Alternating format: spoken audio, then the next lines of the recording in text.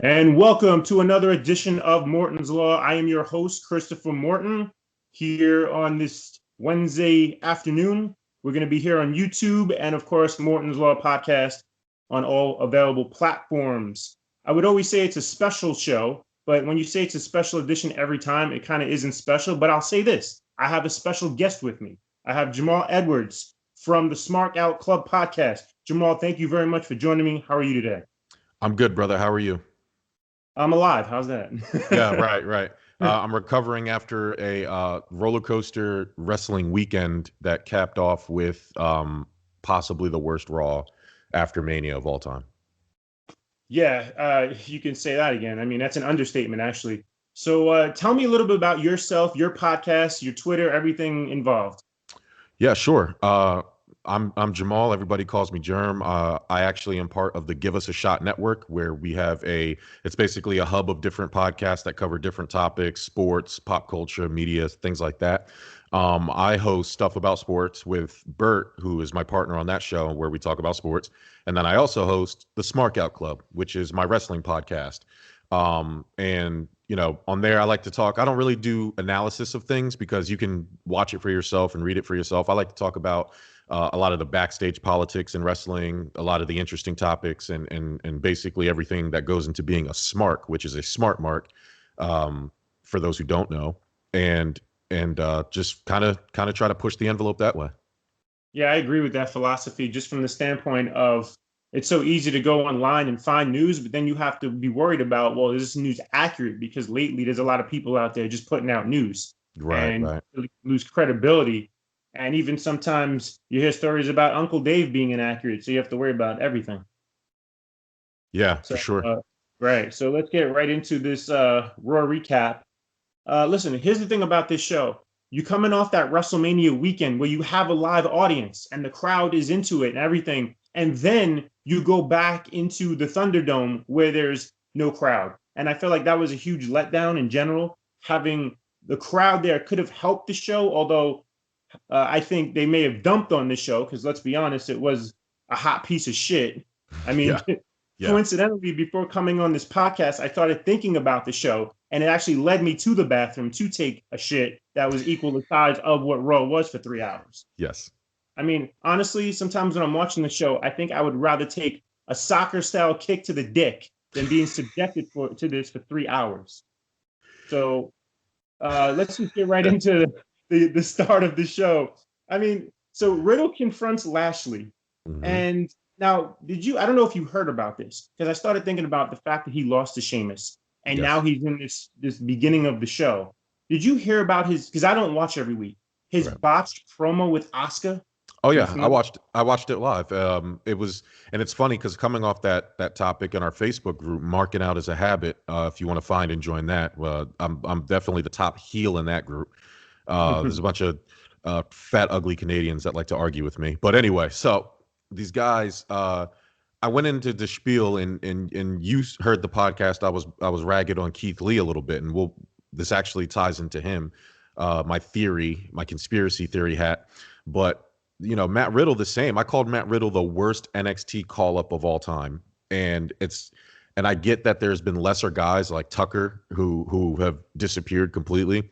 But I don't put Matt Riddle in that class. When I say he's the worst call-up of all time, I'm talking about the main guys. Like the guys, I'm putting him in like the Shield and the Kevin Owens and the Shinsuke Nakamura class of NXT. I'm not putting him in the Billy Kay class. You know what I'm saying? So when I called him, he just came in, not only did he come into WWE with all of this independent hype, he was in NXT with all of this hype. And now he comes in, he's botching lines. He's not interesting. He's not funny. They got him in this this RVD high guy gimmick all the time. It's stupid. It's lame, bro. It's no pun intended, but it's super lame. He's not interesting. He can't talk clearly.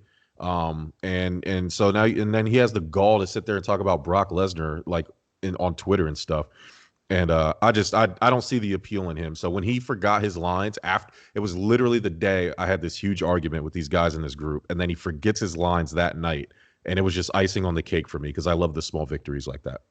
Right. Well, I'm inclined to believe that after that botch, I'm sure he was in a doghouse with Vince, which would explain him losing to Sheamus and then coming out here to confront Lashley and essentially getting buried in this match. And as I'm watching this, though, I just thought when you're booking your post-WrestleMania show, and I don't want to get into NXT much, but you see the night and day in terms of how that program is put together and how they start the show with their champion carrying Cross in the middle of the ring versus some backstage BS involving Riddle challenging your champion. I feel like Lashley had to start that show in the middle of the ring, talking about what he did. Then if you want to bring Riddle out, fine. But I just felt like the start of that show made zero sense to me. Yeah, NXT has been, it's been kicking main roster's ass for quite a while now in terms of how they book their shows and the proper way to do these things. And I guess I love. It's hard for me to judge that because I love Bobby Lashley retaining the title. That took me completely off guard. So, I mean, and it was fine with me because Bobby Lashley kicked Riddle's ass. You know what I'm saying? So it gave Bobby Lashley another dominant fashion win. So it would have been nice to start the show with Bobby Lashley. I would have loved for them to kind of, because WWE likes to like push reality when they feel like it. They try not to do it, and then unless it fits the narrative and the storyline, that would have been the perfect time to say, yeah, I heard the rumors that everybody was expecting Drew to win, blah, blah, blah, blah, blah. Give Drew his WrestleMania moment in front of a live crowd. And it's just, Bobby Lashley, like he's a draw. I don't care what anybody says. He looks like a champion. Drew McIntyre has lost so much steam ever since they turned him face. I don't know how you feel about it. He is not as interesting as he was when he was the Scottish psychopath. They're giving him a sword. He's wearing a kilt. It's just, they put a stupid, I don't understand what their obsession with sound effects are. They have Braun Strowman running around the ring with a train. They put a little train in front of his awesome theme music. And now you're putting like a sword swashbuckling clanging noise in front of Drew McIntyre's music. It's really annoying. They need to stop that. Yeah, it's just a lot of the dumb stuff that Vince likes. People talk about, like, people like to bash the writers all the time. But my thing about the writers is this: they write the show to what Vince will like, because then they won't have a job if they don't. And that's a lot of the thing. Like when you hear about Bruce Pritchard being Vince's kiss ass and yes man. And so the writers go to Bruce with this script. Bruce approves it, brings it to Vince. Now, they say Vince is at the shows less these days, but Bruce knows what Vince likes. So this is the crap we're subjected to. And as I've said a lot recently, I don't know how they're still getting, like this past show, by the way, 2 million viewers. Now, it's down significantly from the past 5 WrestleManias, post-WrestleMania shows. But it's just going to continue to drop. I don't know. I don't know how people stay loyal to this. This is an extreme loyalty for those 1.7 to 2 million that still watch this crap every week. It's funny. We should back it up because there's a couple things that should have given people pause to why this would be a bad show. One, like you said, WrestleMania, they had about 25,000 fans. It sold out for the amount that they were allowed to have. You go from that. As soon as I turned on the show, because I like the post-Mania Raws. I love that. I was expecting Becky Lynch to come back. That didn't happen. I was expecting some type of surprise. I had no surprise. Like Charlotte Flair came back, and we'll probably get to her in a little bit, but nothing noteworthy really happened. And it was like such a dud that, you kind of forget like how great some of these past Raw Manias were. And so as soon as I saw that they were back in the Thunderdome, and granted it was in a different location, they moved it to Tampa to the Yuengling Center, but as soon as I saw there was no crowds, I was like, what are they doing? Like, they just had crowds at Mania. What the hell? You know what I mean? Like, and then they have Adnan Virk doing commentary, taking out the best play-by-play guy you have in Tom Phillips. Where is Tom Phillips at? Why are you replacing him with Adnan Virk? And those who are not familiar with Adnan Virk, he's an excellent sports reporter, sports anchor, I should say. He was on SportsCenter. He was on DAZN. He's a Canadian sports broadcaster. He has never, ever been a play-by-play guy. And they stuck him on Raw, your main show, and he's doing play-by-play. And I like Adnan Virk, so it's going to sound like I'm shitting on him, and I am going to shit on him, but it's not his fault. He's not a play-by-play guy. He does not know any of the moves' names. He doesn't know what is what. He's not familiar. You could tell he's not familiar with WWE product at all. And it was and it's I felt bad for him because they kept, and you could tell halfway through the show that Saxton and Graves started taking over Right. most of the calling, and Adnan was literally there just to do advertisements and tell us that we'll be right back. He doesn't know anything, and like, why would you not give this guy time in the performance center? And I'm not saying performance center like NXT. I'm saying like make up some fake matches that he can practice broadcasting in. Well, It was bad. It was embarrassing. you would like to think they would have done that to just test him first before putting him out there. Now, from what I understand, again, this is internet news, so who knows what's true, what isn't. Mm-hmm. I read that Tom Phillips tested positive for COVID and that he's in that protocol right now, which is why he's off. But again, who knows what is true? Yeah, okay, but if that's true, you don't bring in some random like, and Adnan Virk in the sports world is a big name. Maybe not many casual people know who he is, but those who like absorb Sports Center at a high clip like I do know who he is. When I heard that he was going there and there was rumors about it, I was like, there's no way. He doesn't even know about wrestling. I've heard him say he doesn't, like, he criticizes professional wrestling. He's one of the fake fighting guys. You know what I'm saying? And when I saw that, I was like, there's no way that he is doing this. And then as soon as Monday Night Raw starts, you know, he's there. He has never called a wrestling match before. He's never done play-by-play before, and especially not at this level. And like you said, if Tom Phillips has COVID, shout out to him and prayers to him and all that stuff, and hope he comes through with it. But I hope they really go say, okay, Adnan, you're not the guy right now. We'll go back to Tom Phillips. I want to believe if Vince heard the show last night, which I know he did. I don't know if he was there or not, but I mean, that was an abortion to say the least. And it kind of made me think of the experiment that they did with Mike Adamle from the American Gladiators, which failed miserably. But this guy made Mike Adamle sound good. I mean, it's just like any breathing wrestling fan, you, I, or anybody else could have done a better job Monday night than this guy did. Yeah. It was just awkward. Like he was speaking during entrances. Graves and Saxon helped him with the name calling of moves. He just said, he slammed him right there. Like, he called somebody the wrong nickname. Like I said, it's not his fault. And I'm not putting it all on him, but it was and I'm speaking as a consumer. It was hard to watch and it was hard to listen to. And he just doesn't, like, it's hard you can't get it. You could tell he's generating fake excitement. He doesn't know who any of these people are. Right. So it's, I don't know. I get it. You bring in Adnan Virk because he's a big name in sports. So it adds some credibility to your brand. Cool. I'm with all that. You should have made him, like you said, you should have made him at least learn the fucking moves before you put him out on TV. So that's all.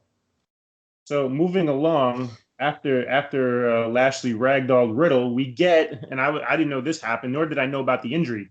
We get the Viking Raiders, a.k.a. War Raiders, a.k.a. Ebony Viking Experience, a.k.a. War Machine, back on Raw. I know they... Yeah. I love the War Raiders, Viking Warriors, Road Raging Experience. I love them.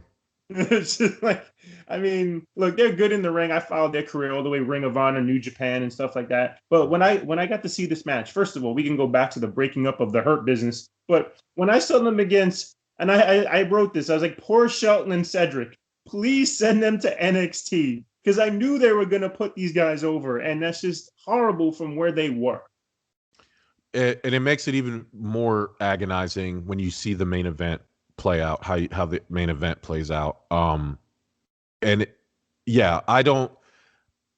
well documented on our Marking Out as a Habit group on Smarkout Club, how dissatisfied, and on Twitter, how dissatisfied I am with the breaking up of the Hurt Business. But we're going to keep it on the Viking Raider War Machine experience. Here, I have nothing against Eric and Ivar. I really don't. What my issue is, WWE does a really good job of building up these people that they know have zero interest in actually putting over. Stop trying to make it seem like the Viking Raiders are going to be a big deal when they never are going to be anything. And they do it all the time. And it comes at the expense of talented people, as we've just witnessed with Cedric Alexander and Shelton Benjamin. And they ran through the roster their first round, the first time they came up. And it's like, okay, yeah, they might win the tag titles a couple times, but they're never going to be like an historically great WWE. Like, do you think the Viking Raiders experience, Raging Machine Warriors Road team is going to be like one of the top tag teams of all time? Like, do you think they're going to put on 5-star matches at WrestleMania? No, they're not half the athletes that Cedric and Shelton are. It's just it's weird how they promote guys like the Viking Raiders. Like, it's so stupid. The gimmick is stupid. These like character, costume characters, like that time is over. And yet here we are once again, feeding good, talented guys who are not getting an opportunity for less talented guys getting all the opportunity. And that's really annoying. Well, I'll disagree from the standpoint of now WWE does something with their gimmick and turn them into something that they're not, and them trying to come out to the ring and act a certain way. But if you follow their career in Ring of Honor and New Japan, they are very good in the ring and they can work great matches. And I've seen them do so. But the WWE style hurts a lot of people that work that style. So therefore, I don't think you're getting to see them at their best because they're not just saying, okay, go in there and do your thing. They're telling them to go in there and how to do our thing, which is the WWE style. Yeah, well, all right, cool. Then send them back to Ring of Honor. You know what I mean? Then send them back. Stop telling me they're going to be great. If all you're going to do, that actually strengthens my argument. If you're going to neuter them, then stop making them seem like they're going to be a big deal because you know how great they can be, and yet you're purposely going out of your way to neuter them. And like I said, they're never going to be like, they're not going to push them like they pushed the New Day, like a truly great tag team. They're not going to push them like they did with the Hardys or Edge and Christian or the Dudleys or some of these great historic tag teams. They're just not going to do it. So I don't know. Well, I hate when they do that. There's a lot of stink on them still from that whole anything you can do, I can do better with the Street Profits, which I thought was one of the worst things I've ever seen. Yeah. Shoot, hell, you're giving them more of a push than they did with the Street Profits. They've been using the Street Profits as like backstage merch sellers instead of a great tag team like they can be. And that's just another, like, I don't understand why these guys want to leave NXT. I get that it's money, more money, blah, blah, blah.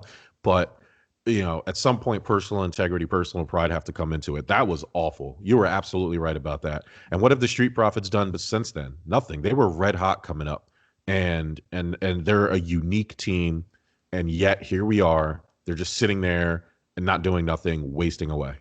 Yeah, it just goes back to the whole Vince and Bruce mindset in terms of, okay, well, if they don't get over in a week, we're going to do something different with you. And it's sad that when you think back to how Raw was under Paul Heyman and guys like Aleister Black didn't really get a chance to show a turn in the ratings because they didn't get to build new characters. Mm-hmm. And this show is a prime example of that. When you have, now I know you disagree in terms of Riddle, but baby faces in general trying to get over to establish credibility to challenge Lashley for the title. They just don't. They have a lot of tweener guys, but how many baby faces are on this show? They just don't build very well. I mean, Drew. If we're going to talk about the top of the card, I mean, Drew. Kevin Owens is on Raw right now, right? They're not SmackDown guys, are they? Or are they Raw guys? I don't even know. That's the thing. I mean, when you just talk about the show in general, like when you bring Riddle out, right? Right. Riddle's what they got. It's crazy. We're going to talk about Asuka and Ripley rematch in a second, but the thing is, you have Sheamus beat Riddle. Why is there not a rematch on Raw with those two? I'm not saying you had to have Riddle win it back or Sheamus beat him, but you could have had a screwy finish, but have them come out. How is Sheamus not on this show after he just won the title? It made no sense. Yeah, no, Owens is definitely on SmackDown. I don't know why I thought that, but I guess in terms of top faces, you have the New Day, which is, they're always going to be one of the top faces. You have Drew McIntyre. You have Jeff Hardy, which he's not really at the top of the card, but I'm talking in terms of popularity. Like if he was at the top of the card, if he was in the main card, he would be the top face, I would say. Like he's probably easily the most popular person on Raw. But other than that, yeah, you're right. I mean, Braun Strowman, who's kind of a tweener, but he's not really he's not.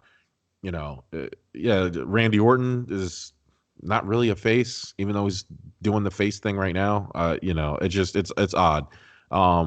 The top face of Raw, I would say, is probably Bianca Belair. Is probably the number one face on Raw. Right. I mean, they're gonna have a hard time building going forward. We'll see what they like. I always say it's WWE. Let's see what they do to disappoint their audience. Yeah. So next up, we get okay. I didn't know this until a few days ago. We get Charlotte in the ring, and Charlotte, little did I know, had a false positive pregnancy test, which kept her out of WrestleMania. Which Hmm. blew my mind when I learned this. What was your take when you heard about this? You know, my take was Andrade don't give a fuck, man. He's going down to Mexico and he's just telling everybody's business. And when I heard that, I was like, whoa. Um, and then it comes out that then like it was, COVID or something crazy. Like they were trying to cover it up, saying that it was COVID, but it was really like pregnancy. Like my thing was, how are they going to explain that? Let's assume that she ended up being pregnant, but you guys decided to come out and say it was COVID. Like you're creating all of this like nonsense without having any true information. I mean, if she would have ended up pregnant, I mean, it just would have been one of those things where, like Becky Lynch, like, hey, we just got to deal with it. Hey, she's pregnant.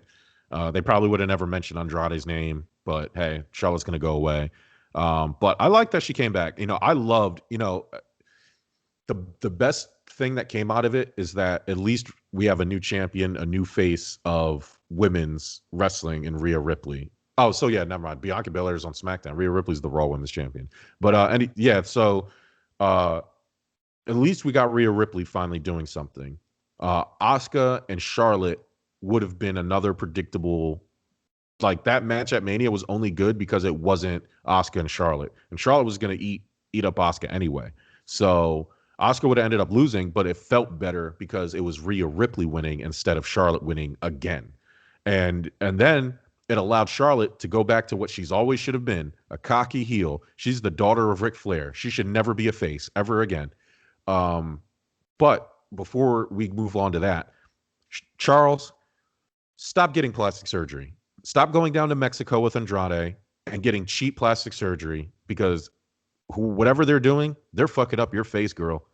Every time she leaves and comes back, she has some type of work done, and it's not for the better. Yeah, I remember seeing a picture of her recently, I think back like 10 years ago when she was just Ashley Flair. And you're like, oh my God, it's a different person. What happened to your face? Yeah. Yeah. It doesn't look good. She has to stop. It's getting out of control. So Andrade, stop taking her to Mexico for those cheap plastic surgeries on the beach. So let's get into this rematch. And I'll say this. I don't know what the internet community thought about this match, but I never thought this match would be candidate for botch of the year. Oh my gosh. There were more mistakes in this match than I've ever seen from an Asuka match in general. And I don't know what happened here. It was just brutal. And I've never seen Asuka look so bad. And then just to add on to that, I had this thought. I was like, okay, Asuka knows she's losing here. She lost yesterday. Mm-hmm. I'm not saying she would, nor am I suggesting this, but you would think from watching this match, she botched this on purpose because it just looked like that. I don't want to indict her on this, but hey, brother, I'll say it. She botched this match. Listen, Asuka, all things considered, since day one, has been the best woman wrestler in WWE. There is nobody that's better than Asuka. I don't care. I don't care if your name is Sasha Banks. I don't care about Charlotte Flair. Nobody is touching Asuka in the ring. And main roster, her NXT run proves that.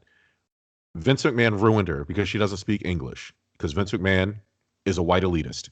And It doesn't matter. You have to speak perfect English. You have to be like this. You have to be a bodybuilder. You have to do all this stuff. And yeah, we might give you some shine just for the sake of change. But at the end of the day, what really matters is this stuff. And he continues to show us that.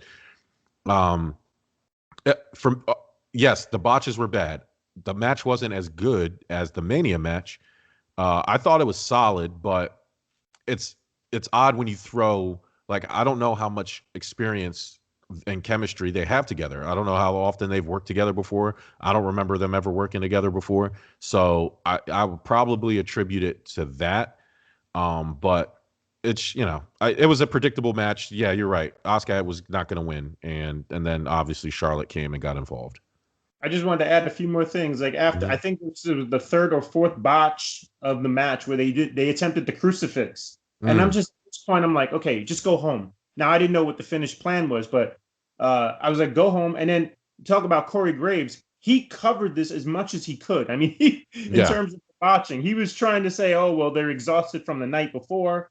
And then, however, it was just like, I mean, Graves then went and goes like, after Charlotte interfered in the match, he goes like this, he goes, she just ruined what could have been an all-time classic. And I'm like, Corey, you can't say that after you're clearly covering what we just saw. Yeah. But yeah, Corey Graves sucks, bro. I hate yeah, Corey Graves.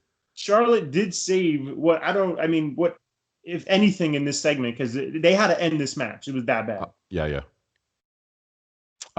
She came in. I mean, and that was expected too after the promo she just gave, and I'm sure it'll set up like a triple threat type feud. Maybe they'll move Asuka. The best thing to do is move Asuka out of the title scene. So I would assume they'll do a blowover where Rhea retains in a triple threat, and then it'll shift to a Charlotte Flair Rhea feud that goes probably to SummerSlam.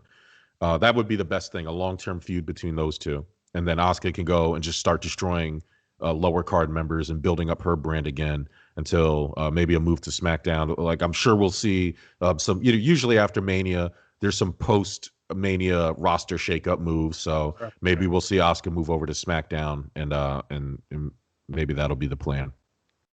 Or she'll get buried in something even worse than what she's been doing. The dancing if you look at her in NXT now, it just makes you sick. Mm-hmm. So the next segment, we get Nia and Shayna having fun with the Mandy slip at WrestleMania.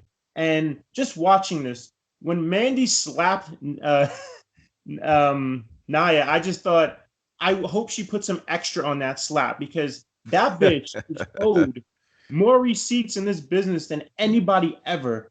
And it made me think right there when I saw, by the way, did you notice Shayna's facial expressions during this? Like, she was basically mocking Nia during this segment. Yeah. It made me think, like, I wish, now I know they don't do this anymore in this business.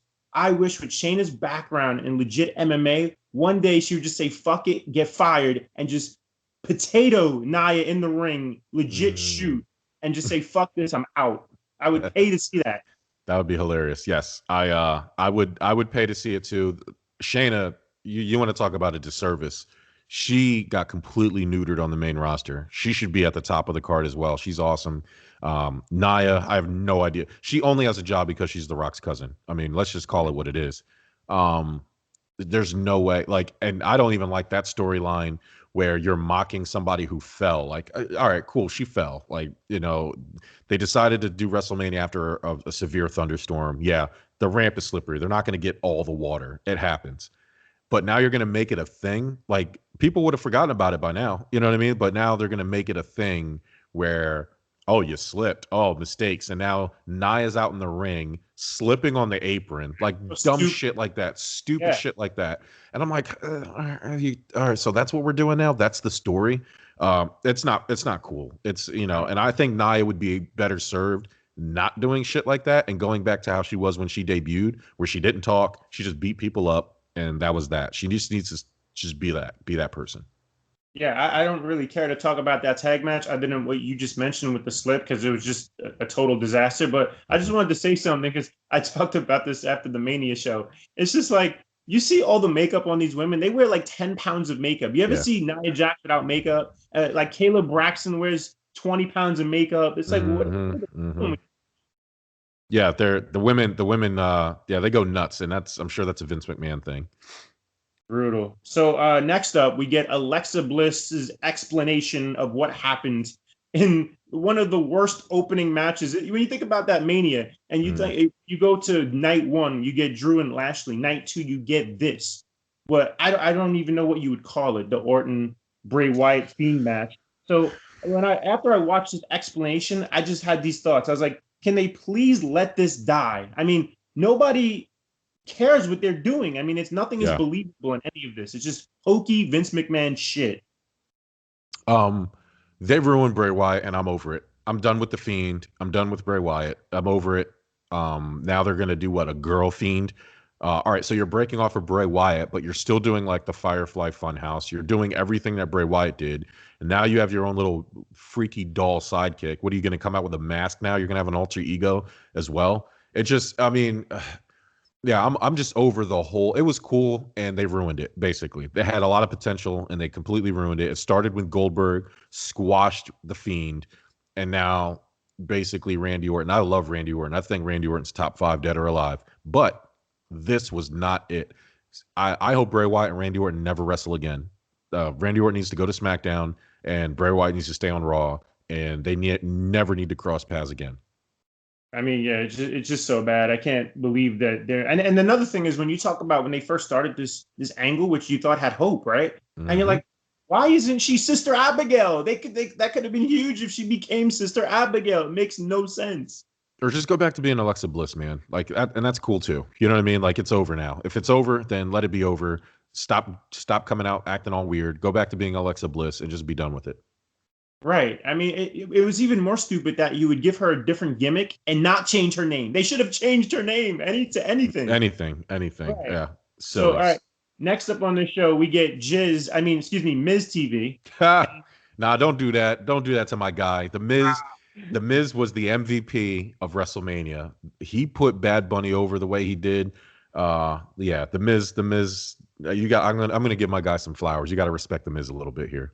But to be fair, I don't know how people watch this segment in terms of just the bad comedy before Priest comes out. It really is bad comedy. So Priest comes out and we get this handicap match. Now, the thing is, before we get into the handicap match, a lot of people talk about Damian Priest even being in that tag match and how initially it was a single and people speculated, and again, internet news, who knows what's true, what isn't, that Bad Bunny wasn't ready for that spotlight in terms of working a one-on-one. So you put Priest and you add Morrison. However, they end up having Bad Bunny in the ring 80% of the match, and he proves everybody wrong. Yeah. And then said, well, Priest was overshadowed. What do they think of Priest in the future? And thinking about this handicap match, I don't know what the future holds for Priest, but I'll say this. At least he was in that match. He's in the pre-main event on WrestleMania. They think something of him. However, after Monday night, I don't know what they think of him. Tell me what you think.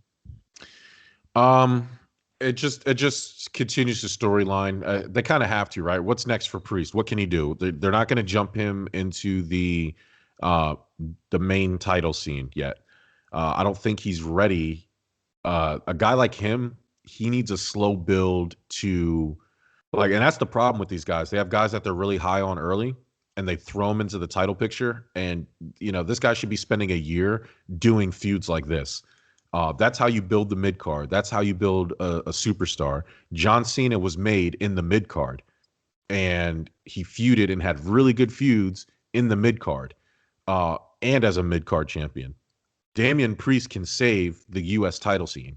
He could be a really big star, homemade essentially, in the U.S. title scene. Something that they don't really do anymore, and so yeah, he should have feuds like this. It's a cheap win that continues to build the Miz and Morrison, and it'll just be a better, bigger win at a bigger and better pay-per-view when Damian Priest can fight the Miz by himself.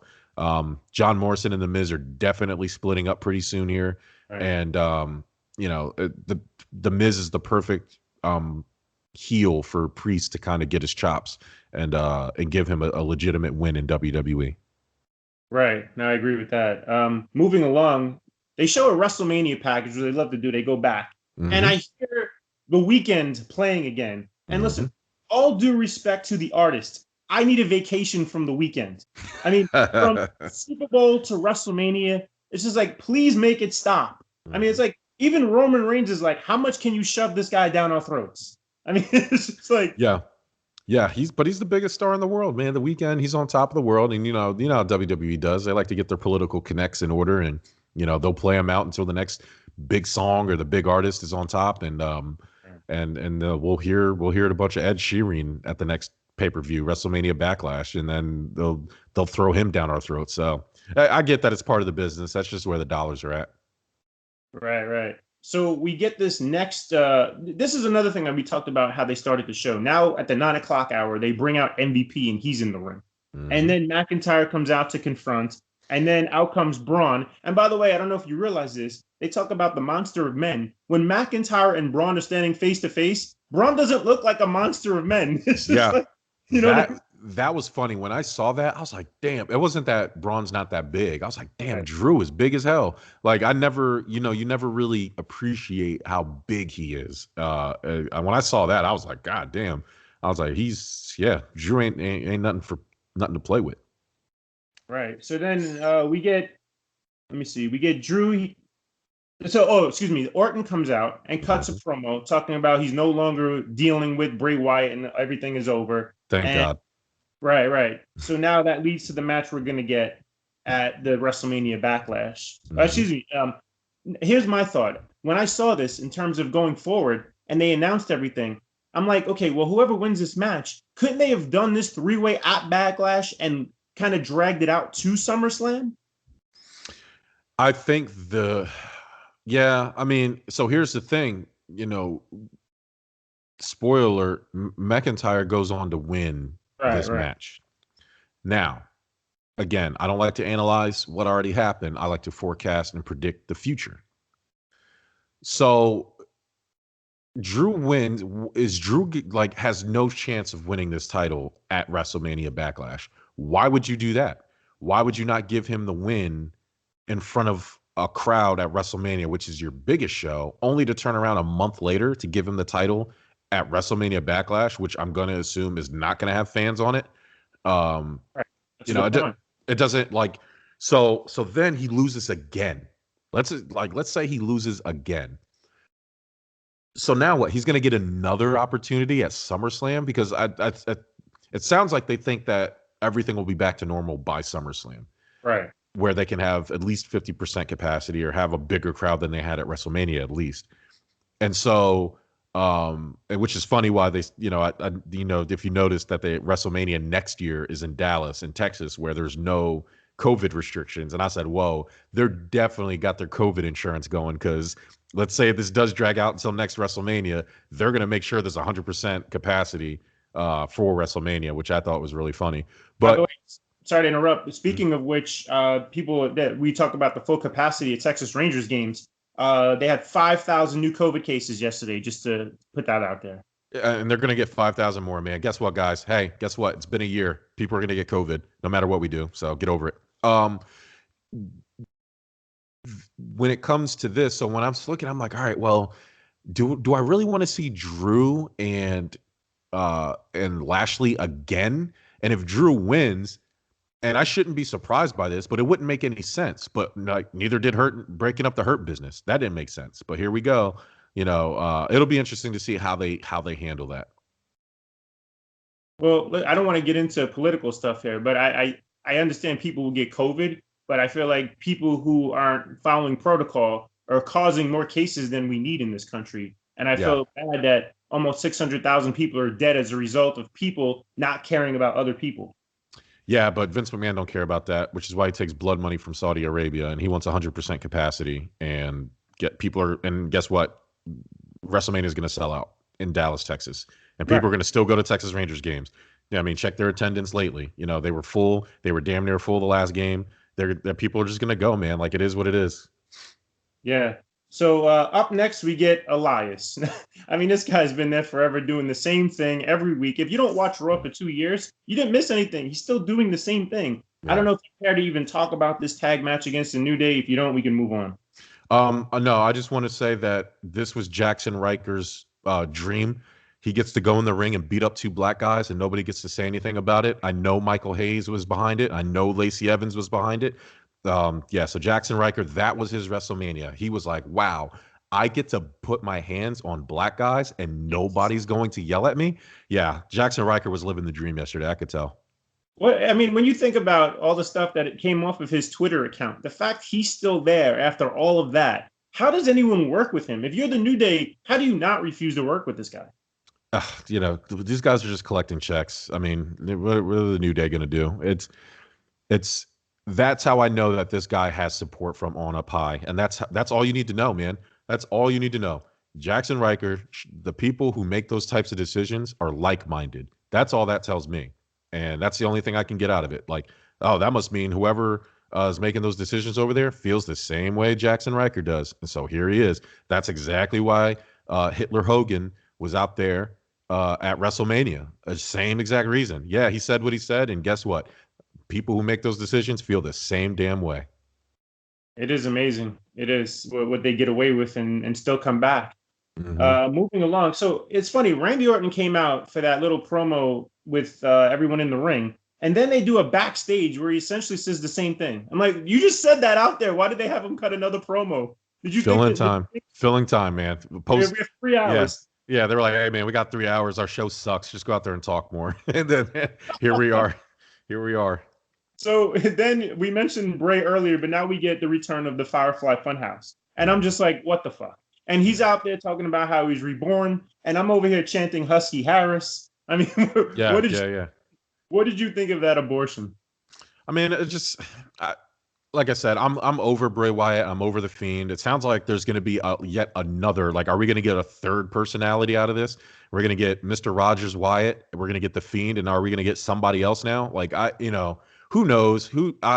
There's no way they can fix this for me.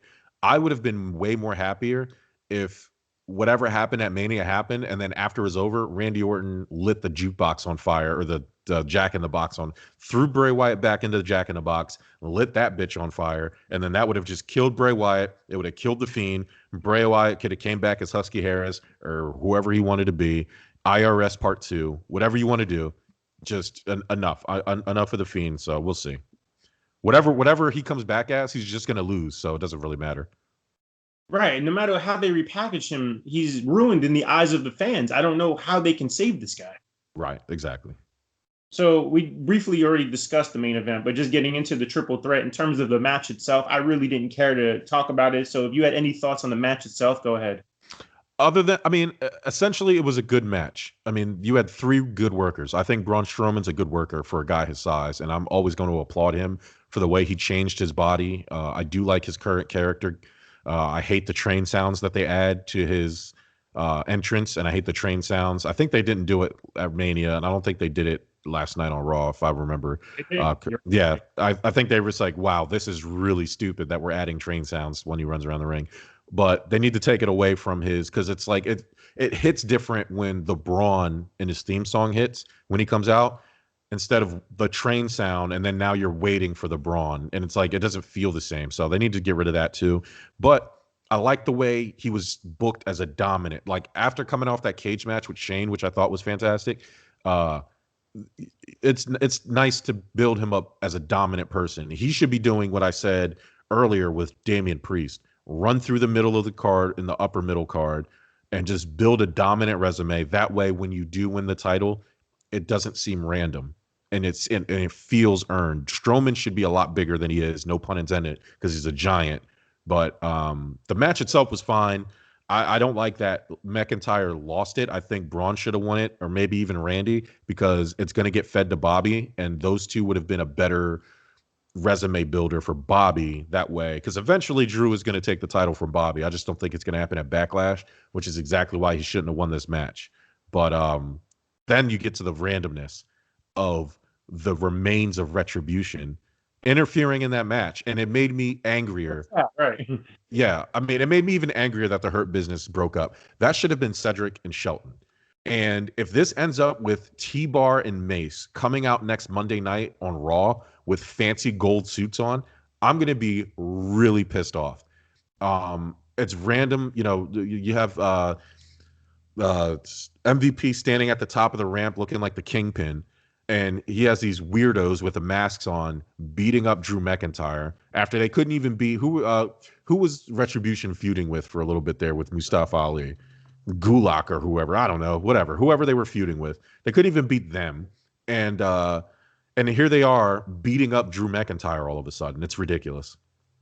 Yeah, I just wanted to go back to the finish itself. So McIntyre pinned Orton, if I'm correct, right? In that 3-way. Mm-hmm. So here's my thought. Here's what you could do if you want to drag this out a little bit. So you do Lashley against McIntyre at this WrestleMania Backlash. And they always talk about giving a guy an out with a loss. So my thought is this. If you're going to beat McIntyre again, have Orton interfere. So now you can set up a mini feud between Orton and McIntyre. So you can drag that out, have Lashley beat a few guys in between, and then eventually have McIntyre beat Orton and get that match at SummerSlam. So hey, you cost me a chance to win. Yeah, because then in that way, that makes sense to have some type of interference ruin that match. Because as far as I know, there's no stipulation. So yeah, okay, yeah, have Orton come out, cost him the match. Because Orton was pinning Strowman and after an RKO, And then McIntyre comes in and does a Claymore when Orton was pinning and knocks Orton out and then steals the win, essentially. Right. So yes, okay. So Orton comes out. I like where you're going with it. So Orton now cost McIntyre a chance because in turn, Orton's justification is you cost me a chance. Mm-hmm. It doesn't make McIntyre look weak because Randy Orton is one of the GOATs. So Randy Orton comes out, RKO's McIntyre as he's probably about to win because that's how WWE likes to do it. And then yeah, sets up a little feud between them, number one contenders feud, which is nice. And then Bobby can go beat up whoever. So yeah, I like that. I like that line of thinking.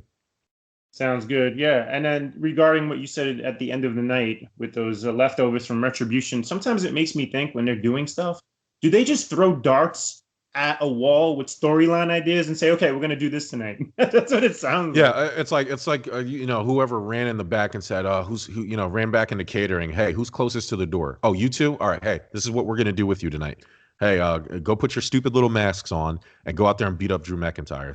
And then that's it. Go back to catering. Go eat your sandwich. And that's what it sounds like they're going to do. Right. Speaking of the catering guys, I had an idea. I don't know if you remember in the Attitude Era, the Job Squad.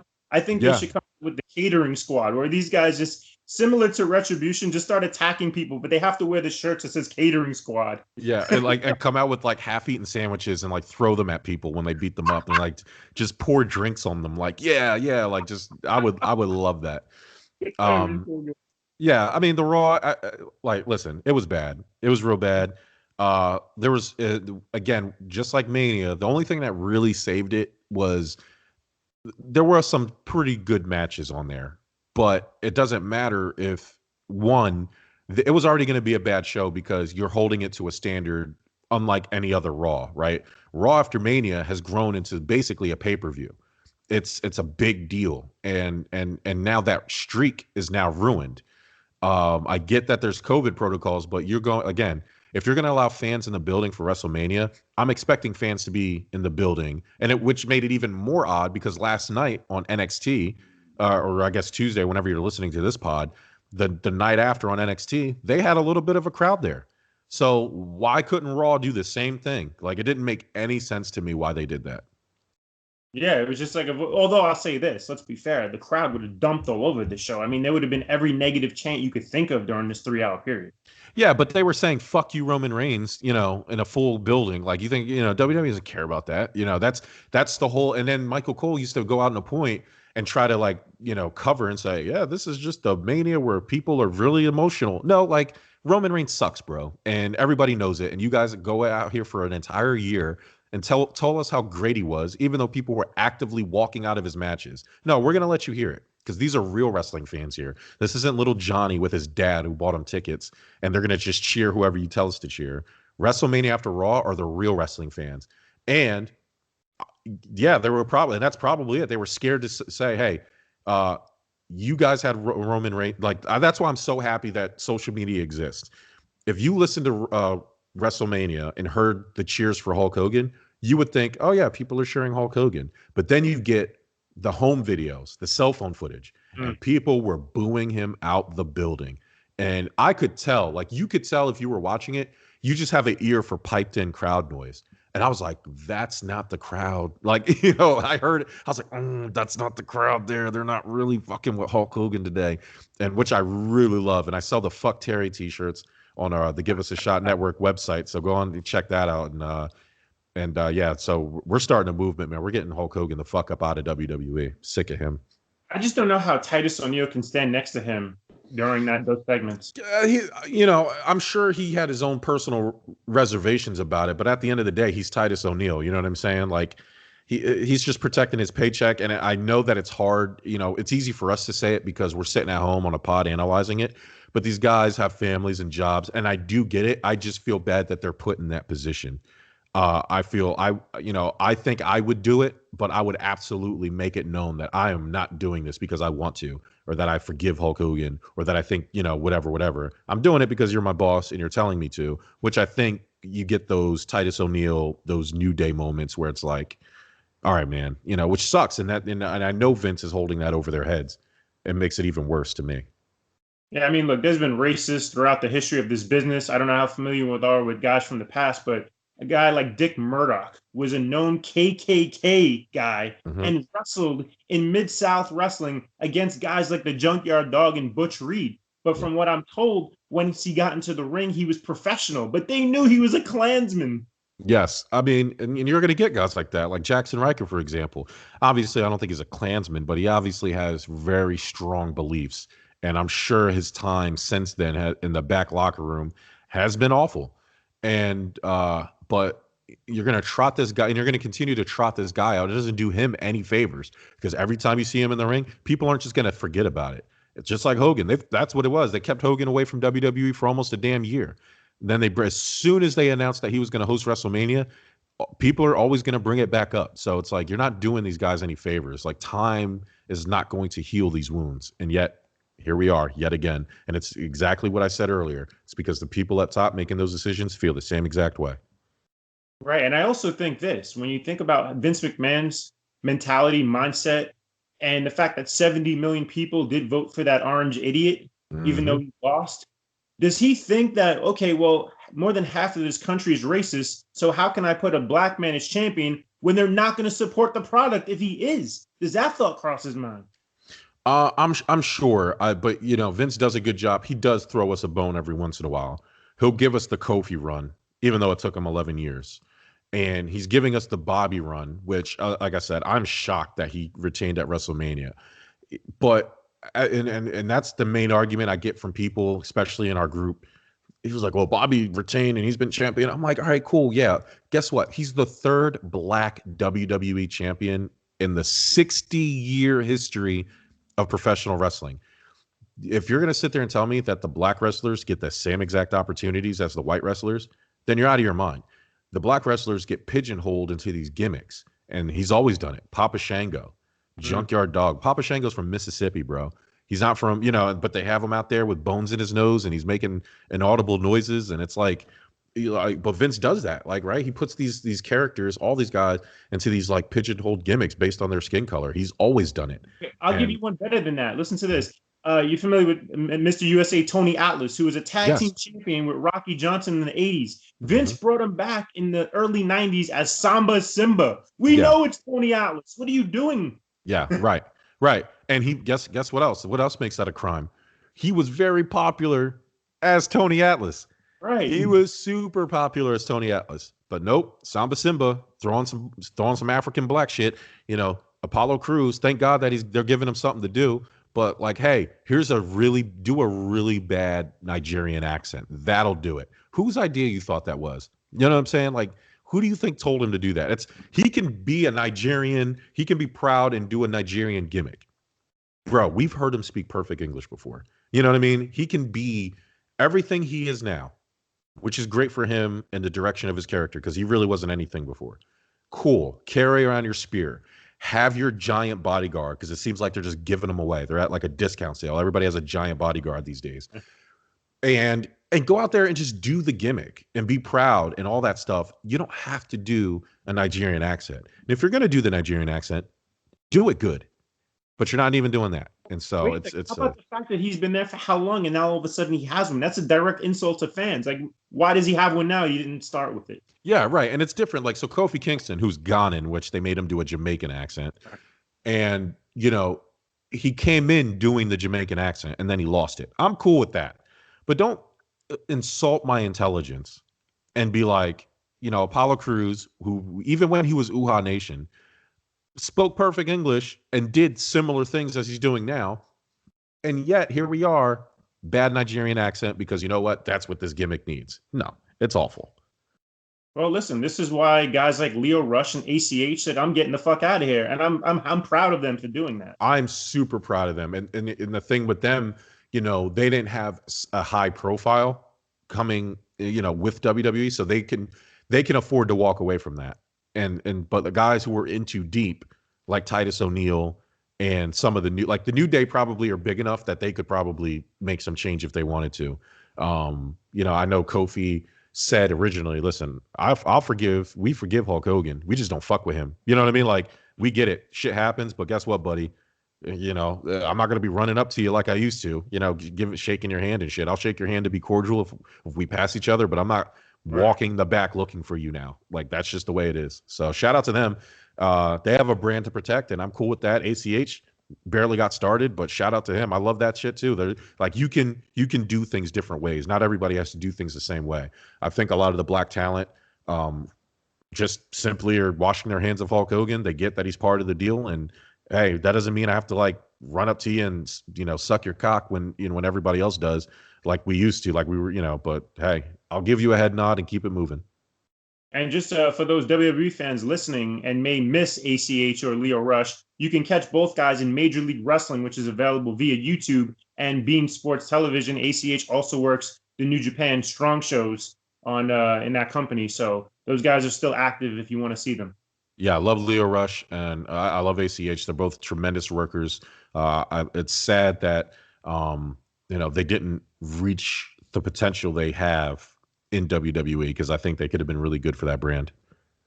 Yeah, and the second Lio Rush got to MLW, they put 2 titles on him. He's the middleweight champion and he's the AAA cruiserweight champion. Yeah, and he's awesome and he deserves it. He has a good gimmick. He's a good worker. So he's a good talker. He has all the tools, man. He really does. And they just never came to the top realization in WWE. Right. Real quick, one more thing before we go. I just wanted to talk about, when we talk about the night and day from NXT and Raw or SmackDown, I loved what they did. I don't want to get into all of NXT, but what they did with having Bianca Belair and Rhea Ripley come out to join Raquel Gonzalez. Although some people could say, all right, well, they're practically breaking gimmick. But with the history of the 3 of them, that was a real emotional moment. I loved it. Yeah, that was probably the only good moment from NXT last night. Like, I know a lot of people liked NXT, but I think people overrate NXT because it's just better wrestling than Raw, SmackDown. I did not enjoy NXT show yesterday. The only thing that saved it was that moment and the good triple threat, or the 6-man tag, or the intergender tag match in the main event. Other than that, I didn't really enjoy the show, but that moment in particular, I was really happy with. I mean, Rhea kind of. If you're a casual fan that just still watches all of the shows, you'd probably be confused about Rhea Ripley smiling and being happy, in that moment. But if you're like somebody like us who have followed their careers, yeah, it was an absolutely wonderful moment. Just like things like that should have been held for off camera, I think, for the people, maybe like an exclusive moment. I understand that kayfabe may be dead, quote unquote, but you still have to. Still has to be some type of preservation. It just looks weird because now Rhea Ripley is going to go back on Raw and she's going to be mean, and they're going to be like, "Oh man, on Tuesday she was so happy. Like, what happened?" You know what I mean? Like, it's like I'm trying to speak on the casual fan, not somebody who understands what the moment and what's happening. It's just WWE sometimes they decide when to pick and choose those moments happen. I'll say this, though. Keep in mind that I don't know NXT's rating. We'll find out today. But the thing is this. There's about over 1 million viewers that on Raw and SmackDown that don't watch NXT. So therefore, only a percentage of that audience is going to even see what she did. Well, yeah, I'll be interested in the ratings, too, because, you can't beat AEW in ratings until you move to Tuesday nights. So I'll be interested to see what AEW does, the best wrestling on Wednesday nights for the past year. I'm team AEW over here. I was able to watch NXT fully for the first time in over, a year, because I refuse to turn off AEW because I think it's just better wrestling on Wednesdays. And I'll be interested to see, like you said, what the ratings battle will be now, because you'll get half the people, the certain group of people that are strictly picking NXT and the people like me who are strictly picking AEW. That's why the ratings have been split. And even though AEW's averaged about 100,000 more viewers, I'll be interested to see if those 600,000 or 700,000 people who were watching NXT on Wednesdays are going to now also watch AEW. And let's see if both shows can regularly get over at least 1 million to start. Yeah, I think it's a black eye on both if neither one gets to that million. Because remember, AEW's first show, they started at 1.5 million, and now they've been declining ever since. Yeah, and everybody's been declining. NXT used to do over 1 million in ratings, but then they dropped. I mean, they dropped, and that was without AEW being around. You know, they dropped probably right after the first Finn Balor, Shinsuke Nakamura, Samoa Joe call ups. You know, when those guys left, and there wasn't really that's pre Undisputed Era, that little before they started joining up. NXT had a real bad dip in ratings, and then Undisputed Era came back and saved that brand. So we'll see what happens. That'll be really interesting. I had an argument with a couple of guys who tried to tell me that NXT was better than AEW, and I said, according to who? Because the ratings don't bear that out. And then they tried to say that the ratings don't matter, and I was like, so you're telling me TV ratings don't matter? That's the only reason why we got the Monday Night War, was because of TV ratings. So there, it'll be interesting to see how they pan out for both shows. I would definitely like to delve into that topic on another show, because that's going to be a whole podcast, because I have a lot to say on that. But at this moment, I would just like to thank you for joining me on this episode of Morton's Law Podcast. If you can, again, please go ahead and plug your show and your Twitter. Yes, you can find me at Darth Jerm, Jerm, but you find my podcast on the www.giveusashot.network. And then you can join the Marking Out as a Habit Facebook group, because I do stream live there.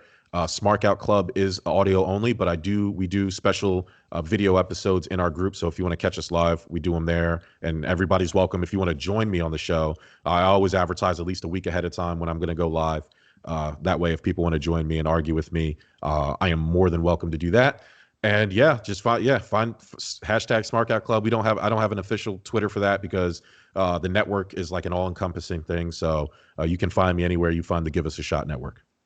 Thank you again for joining me. I appreciate it. And I just wanted to say, everybody, thank you for joining us on this episode of Morton's Law Podcast, which, of course, will be up on YouTube on the Morton's Law Podcast channel and on multiple platforms via podcast. So that's it for this episode. Thank you again, and God bless gay sex.